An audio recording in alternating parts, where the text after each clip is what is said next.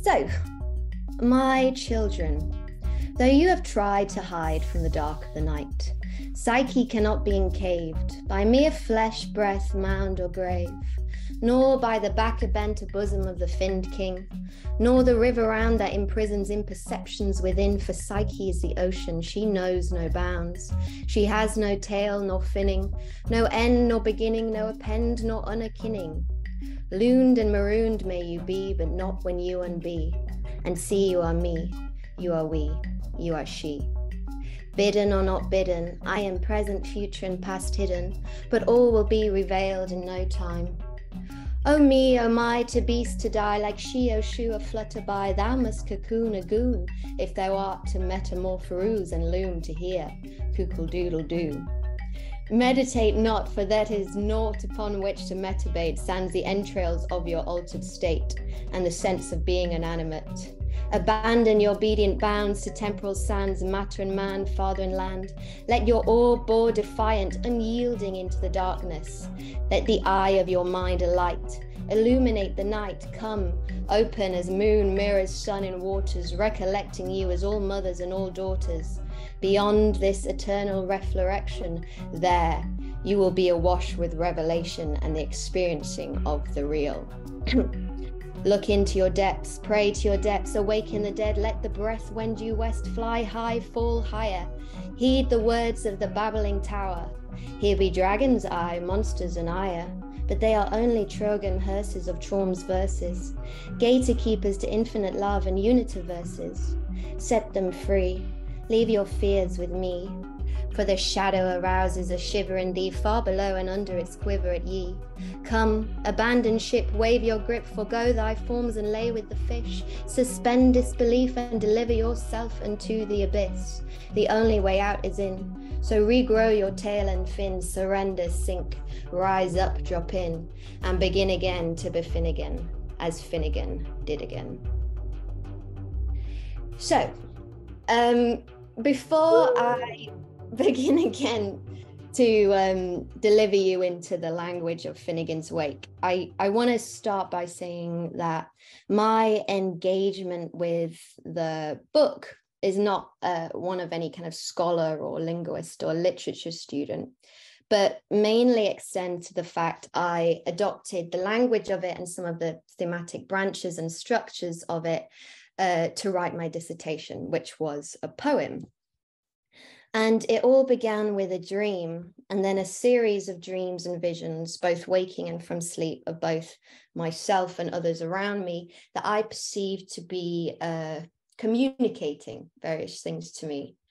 And the first and primary of these communications I was inferring, and the main theme I wanted to write about, was that the sea is the land of the dead, and that dreams are a portal to it. And with that, I guess I could have written an essay on various mythologies or symbols in religion or psychology that I discovered to somehow give a vague credence to this very personal perspective I was never going to empirically prove, but that didn't feel right. And because of what I wanted to express was a lot more than that. And I didn't know how to say it all in an essay or much in and of itself. And I didn't feel like I could use kind of the structures of language to discuss these mystical memorandums, nor did I feel I could condense the ocean of research and unraveling branches of worlds and thought and stories. And I didn't want to, because it all felt relevant and not entirely possible or ideal to filter into this rational, linear funnel of regular language. And also, like, at the time I was writing, I was also in quite an intense mental and emotional state, which was why I was quite behind on writing my dissertation in the first place. And my kind of regular waking state was already composed of hallucinations and disassociating and this effect of trauma and delayed grief. And I was kind of experiencing the deluge of a lifetime of emotional repression kind of raining down. So my entire state felt ineffable, but I felt like I needed to communicate all of this together. And eventually I discovered Finnegans Wake, which provided the key for me to do that, to express and articulate and come into communication with these things, with grief, with death, with pain, with visions and dreams and altered reality, and with the ocean of thought I can structure.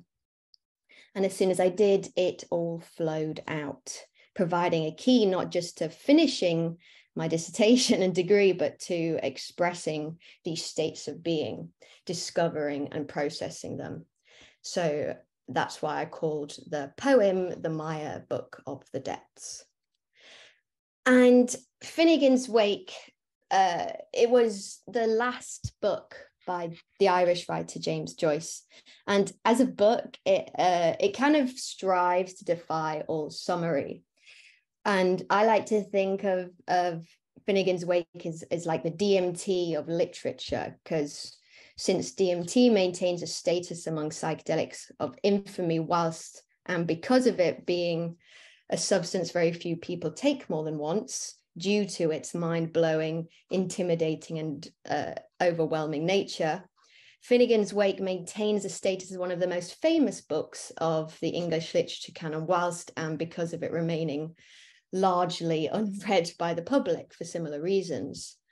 And that's largely because of the seemingly obscure and overwhelmingly difficult to make sense of way it's written, which is in this unique polyglot, polysemic idioglossia. So a unique language invented by and spoken by one person, composed of words and etymological roots of over 70 different languages combined to form puns, neologistics, so made up words, portmanteau, so blended words, in this dense intertextual kind of stream of consciousness writing style, an all free association that's basically devoid of any narrative or linguistic convention. So it's difficult to read on your first attempt and it seems impenetrable, but that's mainly because you're not supposed to approach it in the usual way you do with the written word. For example, if you take the first passage of the book, it begins with this word, riverrun, which is a continuation from the last line of the book, which is away, alone, alas, aloved, along the. And the last line, it ends in the middle of the sentence and continues back at the beginning of the book. So this first word, riverrun, is this, it's a microcosm of the macrocosmic river that encircles the book, and it fractals out from that first word into telling the story again in the next words and then again in the next several words. And that's kind of how the book functions. And geographically, the river is the River Liffey in Dublin, and it flows past the Church of Adam and Eve. But the river is also one of the main characters. It's the protagonist's wife, Anna Liffey, Anna Livia. It's all the rivers in the world. It's the spirit and goddess of the river. And her husband is Humphrey Chimpton Earwicker, commonly referred to in the book as HCE, and thus is Dublin's Howth Castle and environs. And this river flows in a commodious vicus of recirculation, or a vicious circle, which is a situation in which a cause produces a result that itself produces the original cause. But it's also a pun on Giambattista Vico, the Italian philosopher whose theory that civilization develops in this cyclical structure, and that the fall and redemption of man recirculates over and over. So that's just the first sentence. So through puns and acronyms and literary references and alliterations illustrating your bobbing along this river of life, you have the entire book in it. You've got the landscape, you've got the characters, the cosmic philosophical architecture of the book, and the idea that they're all within and without of each other. And the writing is this condensing process, and you soon become aware that the world and the way that the story takes place is in this wheeling, revolving stage where characters and places merge in single precepts and then fade away. And all periods of history are compressed. All time occurs simultaneously, and multiple meanings are present in every word. Or as Joyce writes, all space in a nutshell. So in this opening line, you've got the book and everything in a nutshell. And the story is retold next in this kind of great allegory of the cyclical repeating fall and redemption of mankind, and a telling of the great fall of Finnegan, who's firstly Tim Finnegan of the old vaudeville song, this old Irish song, and who's a bricklayer, and he goes to work drunk and he falls off his ladder and is apparently killed. And it's his wake that we find ourselves at. And his mourners attend his wake and they splash him with whiskey so that he wakes up and jumps up from his coffin to join the funeral celebration, and it becomes a fun for all before they tell him to lie back down, as he's better off that way. But his fall is also the fall of man via Adam and Eve. It's the fall of the sun when it sets in the west. It's the fall of trees, the oaks of old, the great fall of the off the wall, the earth that falls from the wall, Humpty Dumpty. It's the Wall Street crash. It's the fall of phallic erections. It's the fall of katabatic fishy gods into Hades. And it's this fall retailed and told over and again, like the fall and resurrection of Osiris, Christ, begin again, Finnegan, the coming again of Finnegan. So the punny polysemic title, Finnegan's Wake, tells of both his funeral wake and the general awakening of all the Finnegans falling and resurrecting. Finn meaning end again, but also implying everything will start again. And we're informed kind of throughout the book that this process will be the negation, the negans of the ordinary processes of language. And wake in its third sense, it's an attention to the trace left behind, the passage of language.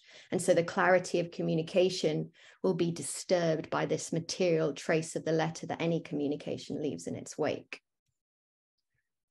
And as all of these great structures and heroes and eggs and civilizations fall, so too does the language. And you come to understand that Finnegan's fall takes place before religion and institutions gave us numbers and deuteronomy, which literally means things or words, and all comparable symbol systems as well. So the sound of this fall is introduced via this multilingual thunder word at the top, which it's basically constructed of the word thunder in several different languages. And you've got this kind of hark back to a pre-Babylonian language, the Tower of Babel, being this story in Genesis about a tower built by united humanity to reach the heavens. And God, observing this unity of humanity in the construction, resolves to destroy the tower and confuse the previously uniform language of humanity so that they can't understand each other, and thereby preventing any such future efforts. Babel, which is the name of the city, means confound or confuse in Hebrew. And the text is hinting at this return to this mythical state where we all spoke the same language, and confusion between us in communication doesn't exist, meaning we can reach the celestial together if we want, as he's taking all these newer, different languages, these forms of separation and subordination, and confounding them. And he's kind of taking languages, letters, words, and systems of order throughout the text and toppling them, stripping them back in order to reenact the genesis and mutation to create this microcosmic, hyperdimensional expression and investigation of language and consciousness. And most people in the Joycean discourse interpret his decision to use such a obscure and complex use of language to be his way of trying to recreate the experience of dreams and sleep, where all forms and concepts amalgamate. And when asked what the book was about, all he'd merely say, like in a manner fittingly as obscure as the material, was that it was his attempt to recreate the nocturnal life and a book about the night. And he died shortly after finishing it, meaning like he could never really expand on his intentions. But he did say in regard to the language that one great part of every human existence is passed in a state which cannot be rendered sensible by the use of wide awake language, cut and dry grammar, and go ahead plot. And that in writing of the night, he really couldn't use words in their ordinary connections. Used that way, they do not express how things are in the night, in the different stages, the conscious, then semi-conscious, then unconscious. I found that it couldn't be done with words in their ordinary relations and connections. So he was aware that he just couldn't use regular language and how it's been formed and how it's used to talk about a different state of consciousness, as regular language is designed for and from those regular waking states. And we've, like, on this entire course, we've spoken at length about the inadequacy and artificial nature of our language as a mode of communication, specifically and especially when it comes to psychedelic experience. And Terence McKenna, he did this lengthy kind of meandering talk about Finnegans Wake, where he kind of reiterates this, saying that psychedelic experience in and of itself argues that we're prisoners of language, and the existence of this course kind of semantric sessions kind of shows, though, that as much as we're prisoners of language, the key to set us free from this prison is also somehow made of language. And he kind of wrote about how Finnegans Wake is kind of like a life review of humanity, of civilization, and how it's kind of a detritus of centuries and centuries of struggle to understand, and how it passes, like in the same way as a life review, or at the end when we die, it all passes before us in a flash. That's what kind of Finnegans Wake captures. And as such, I'd say that as much as Finnegans Wake is a dream language, it's also a psychedelic language. And I think the first and foremost kind of reason for me is probably from the angle I take towards the perception I have towards psychedelic experience and consciousness in general is quite a transpersonal and Jungian view. And I see both dreams and psychedelics and other altered states as tools to tap into the unconscious. And then beneath or around or innately within this personal unconscious, however you want to spatially perceive it, is the collective unconscious, or equally what Huxley referred to as the mind at large, that we have this universal matrix of all psychic occurrences that encompasses humanity, and how we at any moment we're capable of remembering everything that's happened to us and everything that's going on everywhere. And it's usually obscured and veiled or filtered from us in regular waking consciousness. And wait, I've gone too fast. And the legacy of the unconscious and transpersonal psychology is imbued in the language we use to describe the stereotypical phenomenology in neuroscience of psychedelic experience. For example, oceanic boundlessness. It's it's a term that it's one of the principal factors of an altered state of consciousness developed by psychologists. It's in the altered states of consciousness and ego dissolution inventory, and it describes that kind of stereotypical experience of unity, of non-duality, of positive depersonalization and derealization, and the feeling of being at one with the universe. And the term actually comes from psychoanalysis, from a conversation between Freud and Rosalind in reference to this experience felt in religion and mystical experiences, the oceanic feeling of an indissoluble bond and of being one with the external world as a whole. And Stan Grof, who was one of the principal developers of transpersonal psychology and also a student of Jung, he put kind of a lot of emphasis on this oceanic state in his mapping of the psychedelic experience, and mostly in relation to it being our first experience as matter, as we started out as aquatic creatures in the amniotic state of being in the womb before we had any sense of separation or boundaries, as we're kind of a part of and within our mum's amniotic fluid, or as Joyce puts it, back towards mother waters. And I feel like it's helpful to view Finnegans' Wake from this angle, through the idea of water and fluidity and the ocean and the river that runs to and around it, and seemingly an appropriate way in relation to how psychedelic experiences are popularly described. It's a watery world, and not just because there's nearly 1,000 river names kind of swimming through it, but the language and the signifiers it suggests, the characters, the plots, the time, the geography, the words, they all flow and blend and dissolve into each other in osmosis. And you're invited to immerse into this boundless, formless ocean and make these free connections and free moving associations. And Terence McKenna kind of said it quite simply, how we're always raving about how psychedelics dissolve boundaries. Well, Finnegans' Wake is as if you'd taken the entirety of the last 1,000 years of human history and dissolved all the boundaries.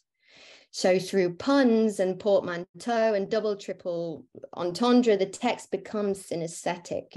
It's blended visibly, sonically, and semantically, and each word is infinite and ancestral and multiplying in its meaning and sort of echoing every which way in its muted etymology, like it's kind of rooted and branching, confounding into all the words children and all its cousins.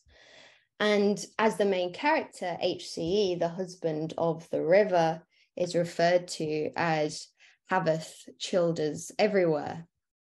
And he's also referred to as here comes everybody. So there's no discernible characters in the book. Their names change constantly. They turn into each other because they're everybody. And thus we also have this expression of a dissolution of the ego. Everybody is everybody and other thing. And in that kind of psychedelic manner, the characters become the landscape, merging with non-human nature. So Finnegan, who is HCE, he's this sleeping giant whose the head is the hill of Howth, and he's reclining next to his wife, the river Liffey. And so with this personification of the landscape, you also have this animistic relationship with the geography. And this description amounts to a representation in the condensed and displaced referential systems typical of psychedelic experience to be both animistic and shamanic, with a transmutation and shape shifting into the land. But also it's being built that this place isn't a place that can be measured in a Cartesian way. It's a space that isn't mundane geography or accessible with materialist perception. It's an altered state. And as much as ego dissolution is present in this way, it's also present in the repeated implied negation of identity. and what is. So where this sleeping giant Finnegan, he's kind of referred to as his mercosty, and we're told he's to re-amalgamage in that identity of undiscernibles. So as much as we can't discern who the identity of these amalgamated merged characters are, the prefix of identity, so in, suggests that there probably isn't one at all, whilst also directing identity inward. And you kind of have this repetition of these affixes of negation throughout the book, which is like in, miss, non, un. And they become as epistemologically central to Finnegans Wake as personal pronouns are to English, kind of systematically deformed.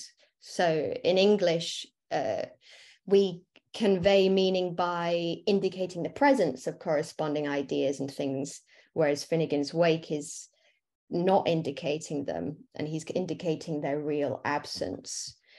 And he kind of tells us as much by saying, in this night language, it's not language at any sense of the world. And Joseph Campbell, he did a book, A Skeleton Key to Finnegans Wake. But what he's most famous for in the Hero with 1,000 Faces, the hero's journey that's repeated through comparative religion and mythology, he gave the name of this story monomyth, which he took from Finnegans Wake. And the story of the hero kind of traveling down and dying and then being transformed is imprinted within psychedelic culture and discourse, from, the classic shamanic ordeal of being disassembled and reassembling themselves and being reborn, to Timothy Leary's kind of approach to ego death and the psychedelic experience. It's kind of imbued this journey of death and rebirth into psychedelic culture and how we frame it. And it's just kind of like the main character, and the fall and resurrection of psychonauts, and here comes everybody. So this story is not his dream. It's not HC's dream. It's not Joyce's dream. It's all of our dream. It's all of our dream within the collective unconscious. It's all of our dream within our waking collective hallucination, but that we also have the potential to tap into through altered states. And it is kind of exemplified by the appearance of all these recurring motifs and gods and Christ throughout visionary experiences, no matter our culture or knowledge of them. So the obscurity of the language is basically just a reflection of the obscurity of altered states.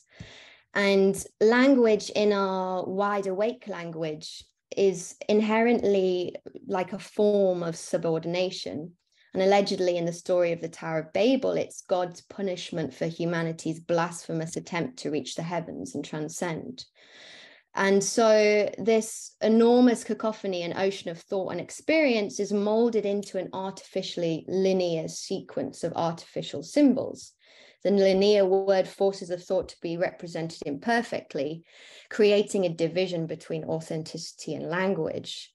And Joyce in the Wake, it feels like he's attempting to bridge that gap between original thought and word, non-linear, fractal, hyperdimensional, tangential, internal dialogue, rather than that of coherent, logical discourse.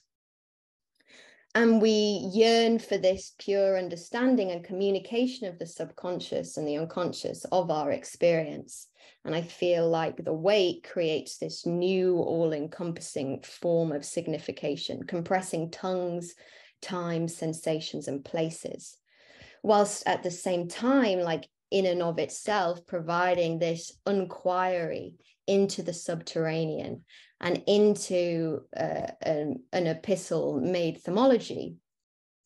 So that in order to write a book about the night, and hence for me to try and write a book about death, out of necessity, he had to undertake this intricate and obscure inquiry into the nature of language, questioning where did thoughts come from, and cast deep doubts about our existence and how we differentiate and perceive what's what and who's who in an epistemology in which the status of language and letters, so epistles, will unrelentingly be made a theme and is innately entwined with our ontological perceptions. So yes, it's obscure. How can a language so difficult to understand or read be a solution to our ineffable problem? Well, maybe it's not. It works for me, but language, I feel in itself, is alienating and obscure. And I feel this especially so with language and communication, probably because I'm neurodivergent. And depending on your kind of flair and strains of neurodivergence that can be grouped under select titles, language, along with how society is structured, is already quite obscure and isolating and prone to miscommunication and difficulties with such. And Young called Finnegans Wake his schizophrenic text, and whether Joyce was or wasn't, I don't think it was, but the book's use of wordplay and puns and word salad is reminiscent of the disorganized speech patterns common in people within a schizophrenic episode. So somehow within their brains processing, they're making these looser associations and guided by this expanded semantic and sonic process, so that they're unintentionally using puns and neologisms and speech patterns with almost a poetic resonance. And I'm ADHD, so my kind of pains in writing my dissertation was already felt, in that I struggle to construct and filter what I'm thinking into a linear way of communication a lot of the time. And I have a reputation for being very vague, so that when I'm asked something or something I should know, I kind of struggle to answer it, because I already see thought as an ocean, and there's no center and there's no fixed focal point. It's all kind of blended and related to everything else in this kind of reeling, chaotic vortex of context and meaning and information that's difficult to structure and communicate. But equally, I feel like this could also enhance this manner of free association if you're moving rapidly between thoughts and associations in a manner similar to the state induced by psychedelics. It's already quite a boundaryless state of mind in some respects. But I know that, like, you know, everyone is quite individual if you're classed under it. People have different strengths and different expressions of it. But another thing is also synesthesia. So I have the type called ordinal linguistic personification, meaning to me, numbers, letters, days of the week, all of them have innate genders and personalities, and actually so do inanimate objects for me. So my relationship with letters and words is one that's alive, they're animate, and so my use of them must potentially be loaded in a different way. And it's for that reason that I've always felt that animism as a practice and a way of seeing the world came very naturally to me when I discovered it and started practicing it, because I'd always seen the world that way. And it's also why I think that synesthesia, at least the type I have, could potentially be involved in the development of language, of gendered language. And that's something the McKenna's kind of said, not in specifically, but that connects to the stoned ape theory, how language may have come about through psychedelic induced synesthesia. And lastly, I have aphantasia. So basically, I don't have mental imagery. So when people are talking about visions or metaphors associated to picturing anything in psychedelic context or otherwise, I don't relate to what people are saying at all. But I do have a sense that maybe this lack of mental imagery, in a manner similar to how losing or lacking a sense enhances another sense, I feel this may enhance a person's use of words playfully and poetically, because you're not distracted by imagery, you're just playing with the sound and the look and letting the word lead you in a manner kind of similar to the intuition of playing music. And it kind of a lot of the time, rhymes and alliterations and puns are, I find I'm doing it unintentionally. It's not kind of a great effort. So all of this basically just compounds that we're all processing and perceiving information in the world around us very differently at all times. And there's more and more evidence these days that there's no such thing as neurotypical in the way experts previously thought. We're at a loss of communicating with each other in language anyway. You're always excluding someone in anything you do, which brings us back in a vicus recirculation to the Tower of Babel. We all have this common language, and yet our internal worlds are very different. No one person perceives the world the same way, hence why language communication is incomplete. We're all talking different languages, and so we're only ever really communicating with ourselves anyway. And most of us aren't even that good at that without certain psychedelic tools. So I feel like in order to communicate with others whilst we're awake, we at least first need to learn how to be in communication with ourselves and our unconscious and our subterranean. You can't approach it directly like grief, these states, these psychedelic states, and so much within them, they dwell in the subterranean. And psychedelics and poetry are tools to access these inhabitants of our underworld that control everything we do and are. The building of the Tower of Babel itself was kind of seen as a hubris to try and reach the celestial planes God resided in. But it was also a means of escaping being drowned if God sent a second flood.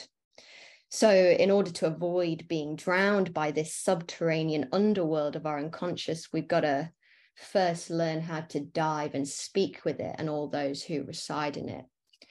And I feel like Terence sums that up best when he says, complexity is the ocean we have to learn to surf. That's the river, and that's the psychedelic side of it.